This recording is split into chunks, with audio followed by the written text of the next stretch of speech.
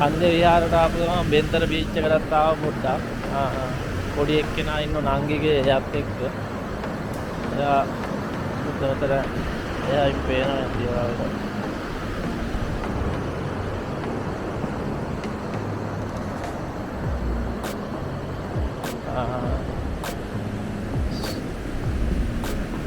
සුද්දොත් ටිකක් ඉන්නවා ඉතින් ඇවිල්ලා දැන්.